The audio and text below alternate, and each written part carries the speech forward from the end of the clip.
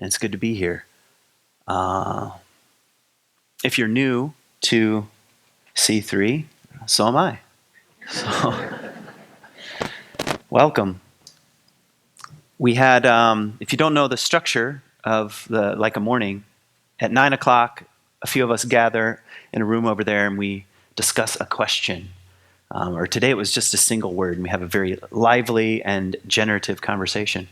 And then we have our morning gathering, and then afterwards we have talk back, which means you get to talk back. And we get to have a little conversation post-service, post-teaching. And it's one of the things I really sort of love about this place.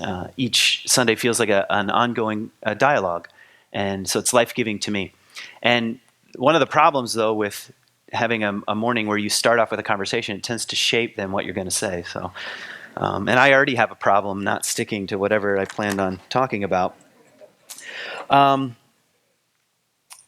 couple weeks ago, 2 weeks ago, I think, I did a book reading for my new book at a bookstore in Grand Rapids, a Christian bookstore. And it was the first sort of Christian bookstore that I went to, and I thought, this will be interesting to see who comes, first of all. The subtitle of my book is Leaving Church, so I thought it'll be interesting to see who comes to a Christian bookstore to hear a reading. But it was a very generous crowd, and we had a good conversation. But one of the things that surprised me is I did like a typical reading, and then we did Q&A, and partway through, someone raised their hand, and this is what they said. They said, "What about the flood?" I thought, first of all, I don't have a chapter in my book about the flood, nor did I mention it. But that's what they wanted to know. I mean, I do have a chapter about the Bible in there, so I suppose I saw a connection. And so I said, well, what about it? And they wanted to know if I thought it was literal. So I said, no, I think it's a myth. I think it's a myth like the Babylonian Epic of Gilgamesh, which has virtually the same story in it. But as I was saying it, I was trying to say that that doesn't mean it's not true, which is an odd thing to communicate, which is one of the problems with a word like myth. Michael Meade, the mythologist, I guess he would call himself, says, a myth is a series of lies that tell the truth. Right now we live in a culture with just a series of lies. But we kind of moved on in this conversation, and someone a few minutes later raised their hand and had another question about the flood. And I thought, what is going on? And afterwards, when people come up and talk to you, I had a third person, and that's what they wanted to talk about, the flood. It's like I should have wrote a book about the flood. But it stuck in my sort of thinking pattern over the next couple weeks, up until the present moment. Why were we talking about the flood? What's going on? And I kept turning that story over in my mind a few times. And first of all, I think there are some very obvious connections because we've been having massive floods.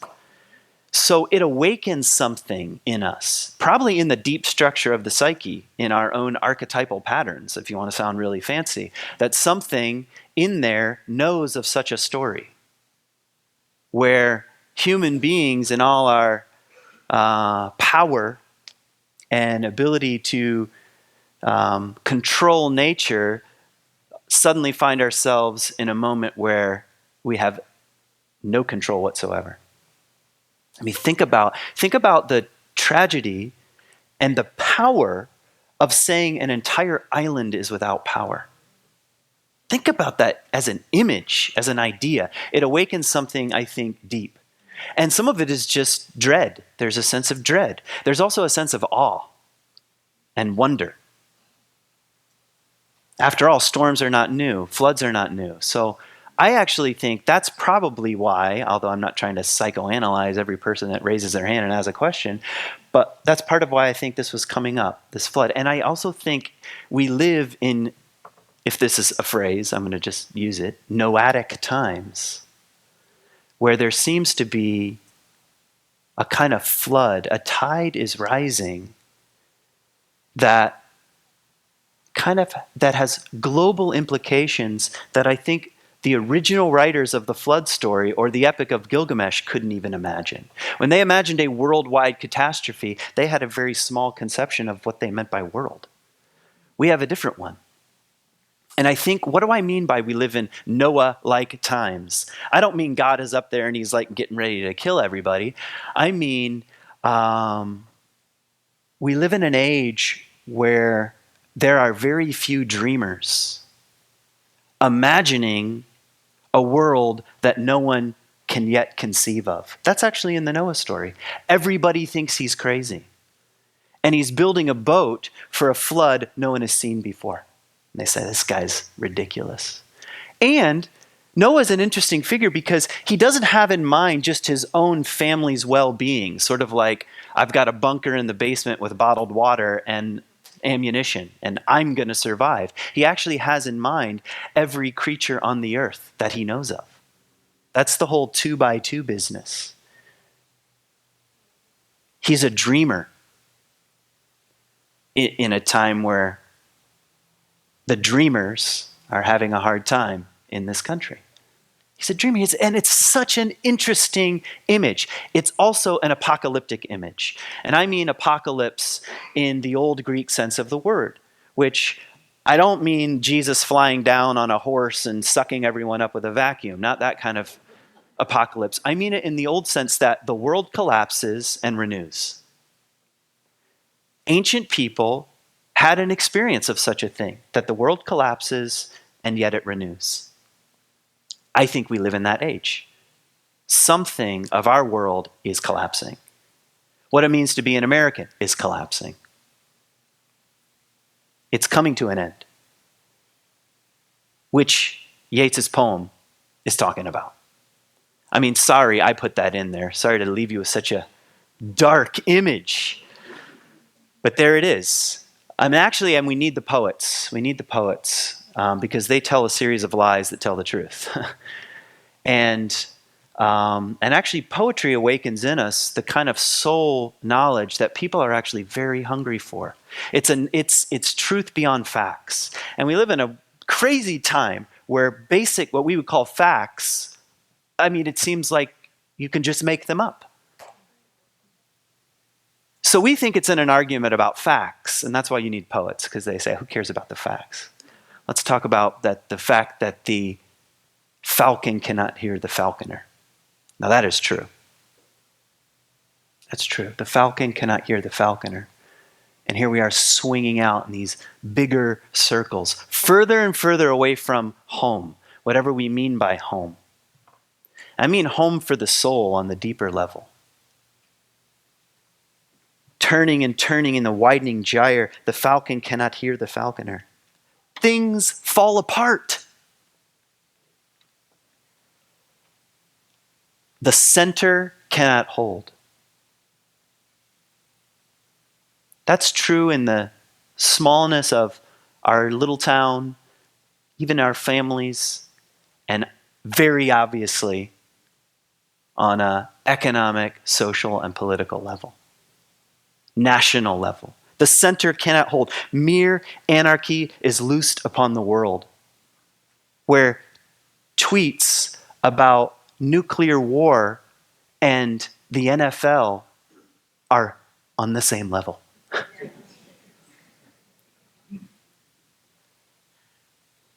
The blood-dimmed tide is loosened, and everywhere the ceremony of innocence is drowned.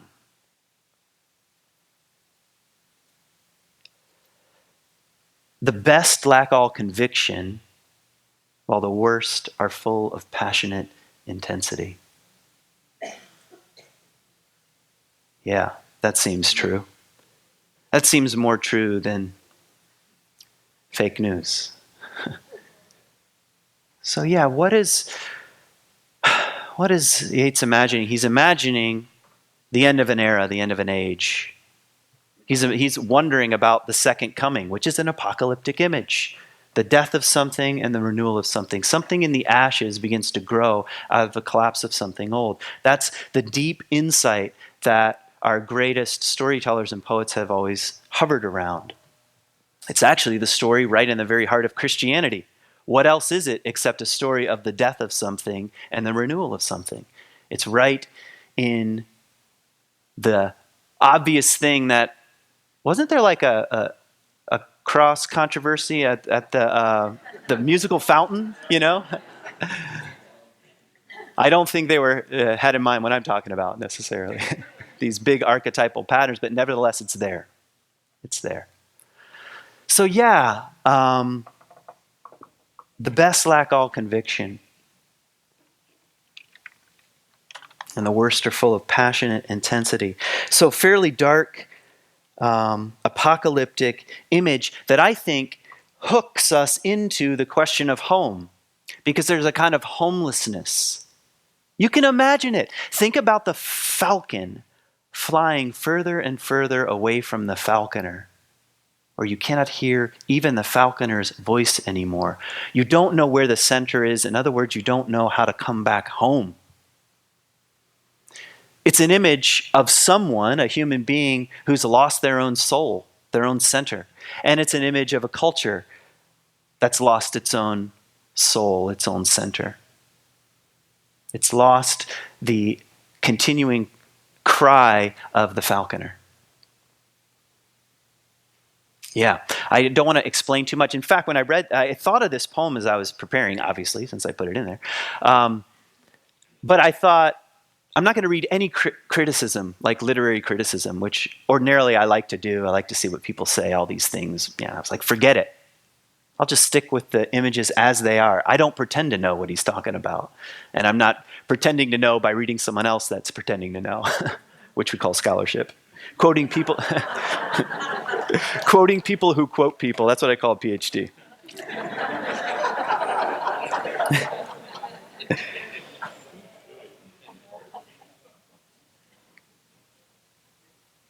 And I'm wondering about this, and I'm going to come back to the Noah image. We need more dreamers. Building a boat for a world that no one can yet imagine. Who have in mind that the health of nature is directly related to the health of human beings. You can't have a world where you don't have the 2x2 animals side by side, 2x2 with human beings. That's a dreamer. We need more crazy people like this. Crazy Noah-like people. Like refugees in the world. Leaving one home for a kind of longing for another one. By the way, I just thought of this. In the Noah story, the apocalypse begins by saying that human beings are violent. I'm almost positive. I'll have to look that up. I don't have a Bible. Someone can do it on their phone. But the opening, the opening image is that human beings are violent. There's so much violence. And then it says, and then God's going to, destroy the world by flood. And we can talk about what that means theologically, but I don't care about that right now. I'm just talking about, yeah, that seems true now. The world seems violent. And in the Epic of Gilgamesh, it begins by saying human beings were filled with greed. And the flood started rising. Yeah, so it seems to relate. That's why I wonder if we're in Noah-like times. And we need more people like Noah who start to follow this call for home, this pull.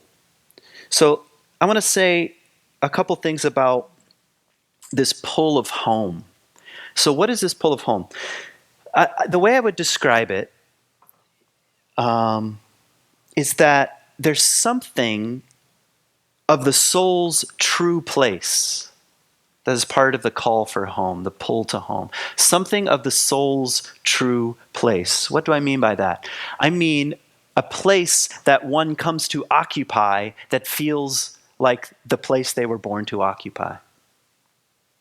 Have you heard that Buddhist phrase, the face you had before you were born? You've heard that phrase?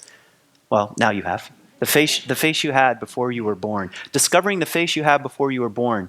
That's a little like what I'm talking about. You come to find something, the soul's place in the world, which, by the way, might mean you've lived in 19 different houses. That's part of the story. That's part of the wandering. As you begin to hunger and long, as Rilke says, go to the limits of your longing. And you're longing for that soul place in the world, that soul place that you inhabit, where your power, prestige, and possessions, the things that Americans worship, aren't at the center anymore. You've found what's underneath all that. That's the soul's place. What else would I say of this pull of home? It's a pull toward a world in which the soul can thrive. So not only, I think, are you and I individually and collectively searching for our soul's place in the world, but a world in which that soul can thrive. Because it might be the case that as you are following your golden threads to soul, you inhabit a world where it can't thrive. And we know many cultures and zip codes and islands where mere survival is what's called for. And it takes priority, as it should. But if some of those basic things were met, you could find a world in which the soul could thrive. Am I making sense? That's what I'm talking about, the pull of home. The pull of home. It's calling us. The falconer is calling out into the world back to this place where our soul inhabits a place that feels like home, and the world itself seems to support it. What else might I say of it? I think this pull of home also relates in this sense that we're imagining, dreaming of a world where something of the world comes to be, where not only our soul can thrive, but the souls of other people can thrive. That's a kind of home worth dreaming about. So you have the inner stumbling toward one's own place. You have a world in which that soul can come to life, and you begin to look around and desire that for other people. Imagine a world where other people's souls can begin to thrive. Not to mention the soul of the world, which Yeats is hinting at in his poem. The soul of the world. I think the world does have a soul. I think the plants and animals, what we call nature, as if we're not nature, has a soul, has a place that it inhabits in the world. I have old trees on my property. I don't really own it. The bank owns it. And actually the bank doesn't really own it either. That's all fake. Fake news. I mean, you can't own a tree. It's silly. You can cut it down, but you can't own it. And one tree on my property, according to my farmer Bob, he's my neighbor, and he says it's 300 years old. I think he might be exaggerating by 100 years, but who knows? He knows more than I do about these things. And it's a black walnut tree. It has a massive lightning strike right down the center of it. And I have 2 elms on my property, both of which are still healthy, and they're at least very least 100 years old. So they were here before I was ever here, and they will see me enter the grave, most likely. Because if they can survive lightning strikes, imagine how old they can keep going. But what am I saying? I'm saying that something of those trees are inhabiting the place that they're meant to inhabit in the world. And they are a generative presence in their single place in the world in such a way that I can sit under their shade. And they become homes for all kinds of little critters and creatures, and particularly squirrels who who amass like hoarders, little black walnuts to little piles around the trunk, and then eat them all winter. I mean, it's a whole universe unto itself.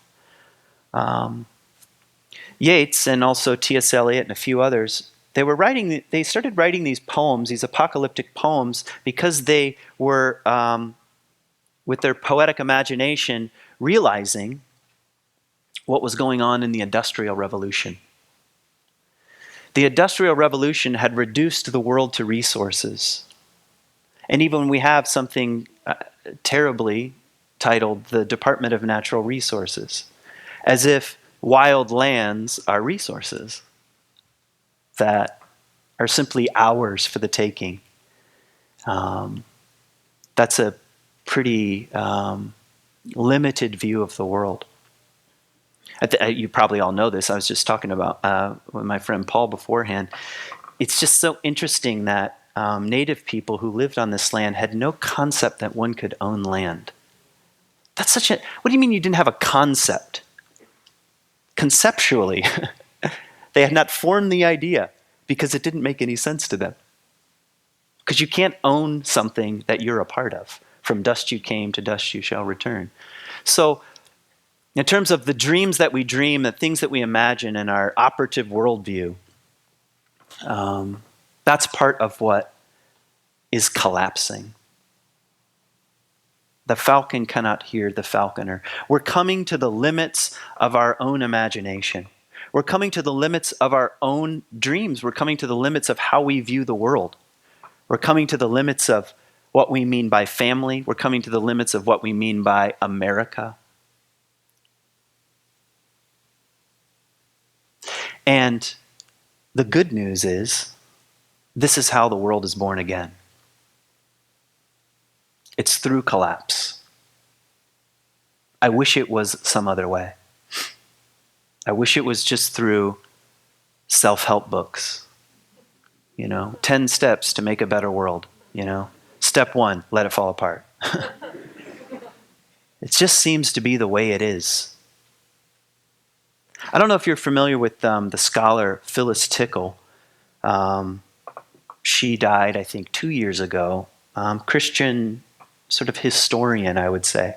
She came up with this lovely idea that she was speaking largely of Christianity, but I think she also meant the Western world in general, seems to have these 500-year cycles. And every 500 years, things go to hell, and they're sort of born anew. And the last one was called the Reformation. And that was 500 years ago. So we're right on schedule. And it's happening in all kinds of churches, all over the United States, all over Europe. Something is not holding. The center is not holding. It's unraveling and unwinding. And of course, in the middle of that, you have fights and circling the wagons and the drawing of weapons and anything to stem the rising flood. But she just seems to be saying there's a pattern here. There's some sort of archetypal pattern of apocalypse, of destruction and renewal. And we just happen to be in the midst of it. One of the things that attracted me to C3, by the way, coming here, was, and I might be making too much of this, I might not, I saw in your story something of what I'm trying to describe. Some kind of apocalyptic, I'm sure it felt that way to those of you who were around, some sort of apocalyptic destruction. And meanwhile, a few of you, a few dreamers, started patching together a little boat. And everyone around you, everyone meaning other churches, said, look at those crazy people. Look at those crazy people and their crazy values. Look at what they're doing. And yet a few of you started patching a little boat together. And it's still afloat. It just happens to be in this community center. And I always like being reminded, no alcohol beyond this point.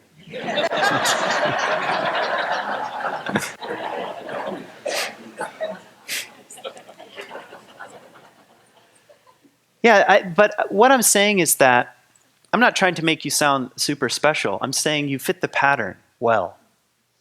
And I also see it as a larger pattern that a lot of institutions and spiritual places are going through, a kind of upheaval.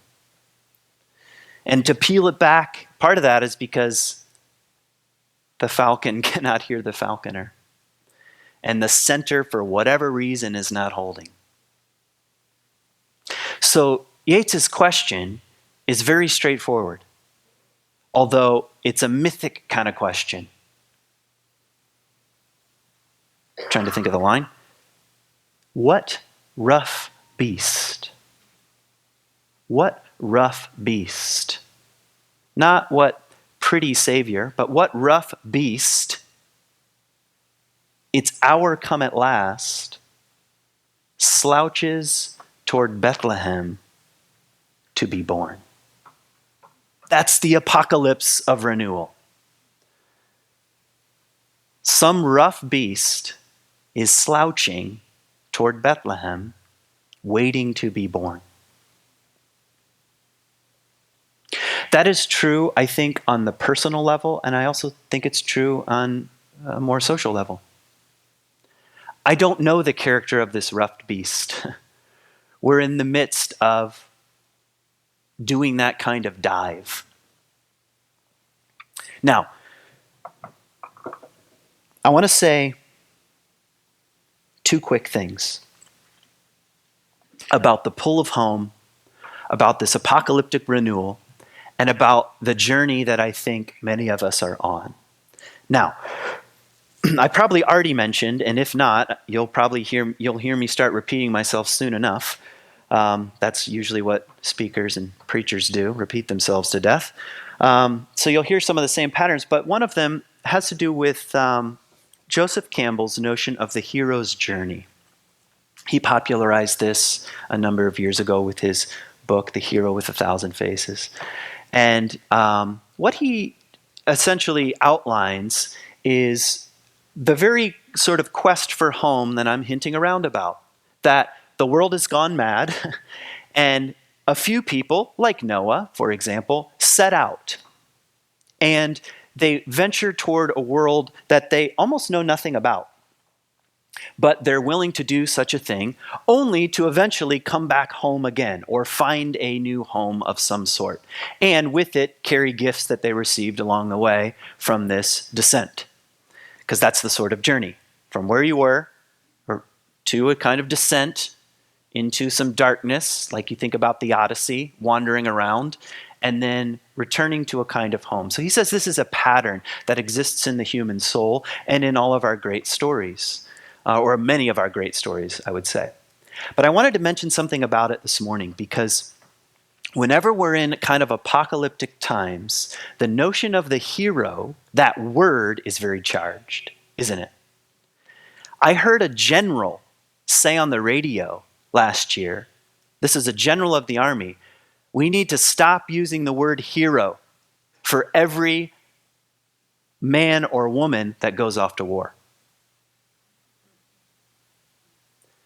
He was feeling something about the tension around such a word. Because there are two kinds of hero journeys, and I'll try to describe them very briefly, and you'll get them right away. The first is what I call the adolescent Hollywood hero journey. What is it? It's about winning. It's about being victorious. It's about being number one. It's about going through hard times, but you knowing the way forward and going at all costs and saying, I know what I'm doing, follow me, I'll do it my way, and I'll save. Fill in the blank. That's the adolescent hero's journey. It's not what Joseph Campbell was talking about. Because what Joseph Campbell was talking about is that the hero or heroine sets off thinking they might know what they're doing, only to find out that everything they thought about the way the world works is going to stop working for them. And they fall apart. They're dismantled. Joseph Campbell says, they go out to slay the dragon and they get slayed. Do you feel the difference? Why? Because the adolescent hero that's all about winning and victory and thinks they know what they're doing, that's the very problem. And until that, to use fancy language, egoic persona dissolves, something of the soul on the deeper level can't be born. When the falcon cannot hear the falconer, it's because of the egoic persona. They can't hear that inner cry, which is over here, when things fall apart. That's why the great storytellers say things like apocalypse is a great gift to human beings. Because whatever illusions we thought we had get dissolved, dismantled, reworked, so something new can be born. It's a much more humiliating kind of thing. You go out to save the world and you mess up. Now we're talking. Now we can start the kind of deeper journey that I think is needed. So, listen to what Joseph Campbell says about the quest. Destiny has summoned the hero or the heroine. Destiny. That's an old-fashioned word, but I like it. Destiny has summoned the hero or the heroine and transferred his or her spiritual center of gravity. Their spiritual center of gravity gets transferred from within the pale of society to a zone unknown. Now we're starting the real quest. The pale of society is, I know how things work. I know how to amass power. I know how to build a coalition.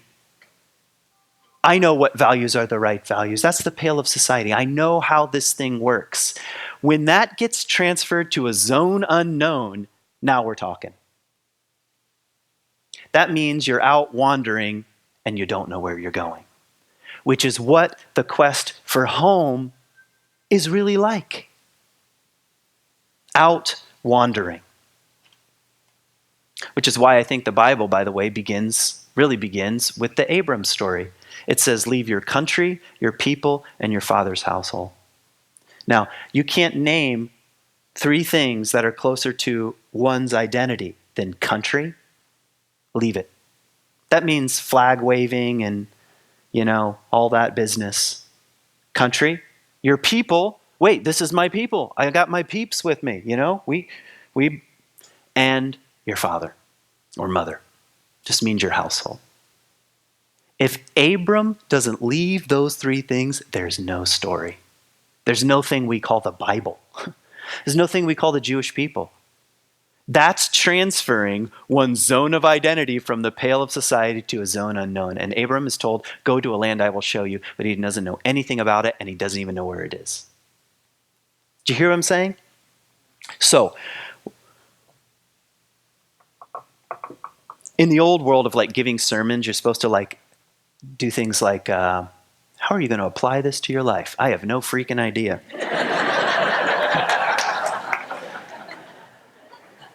You can't go and apply an apocalypse to your life. It's just happening. What I'm saying is if you feel like a wanderer and you're feeling like your own soul is longing for a place, I say welcome. If you feel like our society is absolutely gone mad, you're right. And something may be collapsing, and it might have to get a whole lot worse before it gets any better. Because that seems to be the pattern for such a thing.